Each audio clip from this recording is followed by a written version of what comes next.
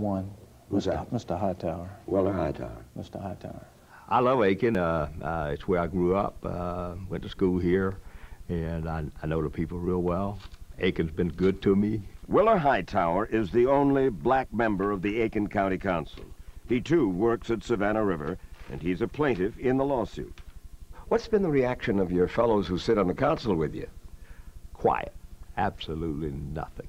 I have heard that even some parts of the black community here are reluctant to support your class action lawsuit. That's correct. Some are just flat out scared.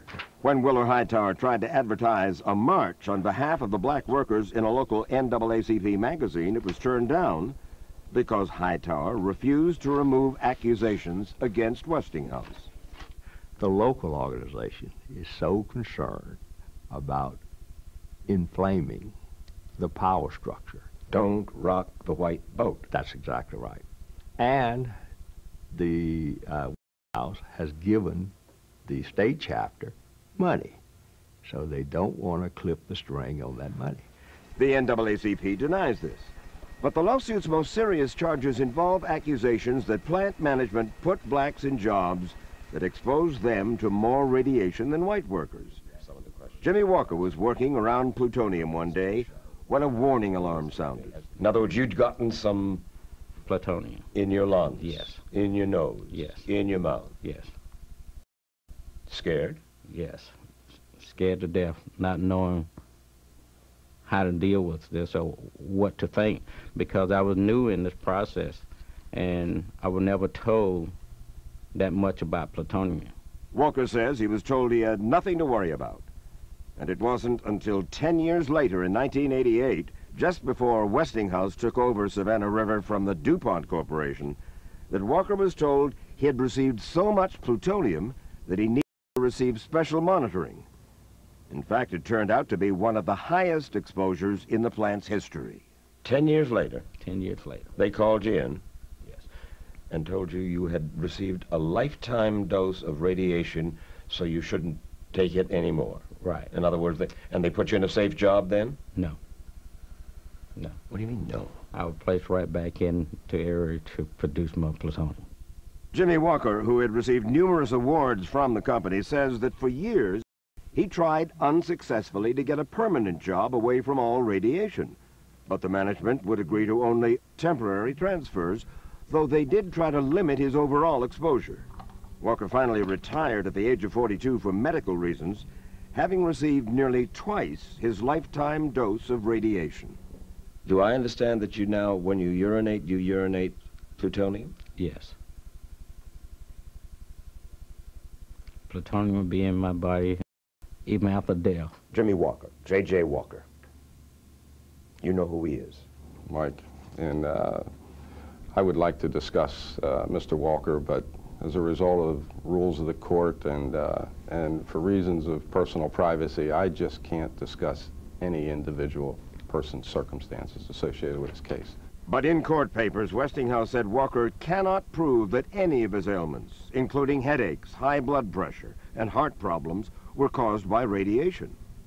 Mr. Buggy points out that white workers have had their share of accidental exposures as well. And besides, he adds, we don't keep people in jobs that they don't want to stay in. We just don't do that. We closely monitor well, in the case all of Walker, apparently you did, unless he's lying. I can't comment on Mr. Walker. Fact is, James Walker produced for us several internal Westinghouse memos documenting his efforts to get a job away from radiation. Once, after Walker was moved temporarily to a safe job, he was ordered back, which disappointed the Westinghouse manager, who told Mr. Walker, quote, "You did a superb job for us. What I do regret is that we work under this inflexible system that doesn't always let us do the right thing." Was race a factor? Walker believes it was. Among the reasons he cites, on the day he received his plutonium exposure, a white man working next to him had also been exposed. And yet that white worker, according to Walker, was eventually promoted and moved to a safer job. Westinghouse denies the man was moved to a safer job. To try to prove a link between race and radiation exposures, black workers commissioned this study of job assignments at the plant, done by Dr. James Ruttenber, a former epidemiologist at the Federal Centers for Disease Control.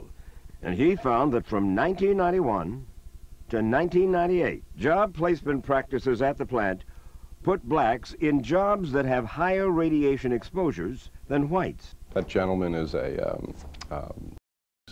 so-called expert on the plaintiff side. Experts disagree over numbers all the time.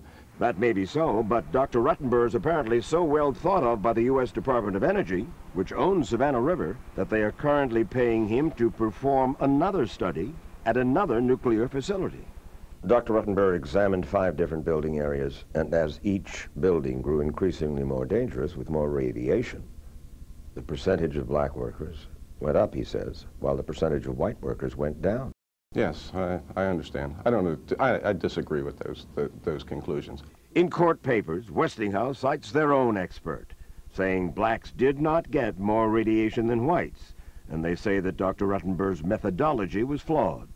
These are highly sought-after positions. People apply for these jobs, and they're all voluntary positions. But the black workers say that is not exactly so. They do apply for production jobs, some of which are in radiation areas and some of which are not. But they say it is the management that puts them mostly in the radiation jobs, which offer no extra pay for hazardous work. Production worker Moses Myers insists the time has come for change. We want something done about it. It may not ever help me, but we sure have children's. And we wouldn't never want our children to go through the same acts that we have to go through with daily. Now, we're not gonna bend over, we're not gonna run. We're gonna stand.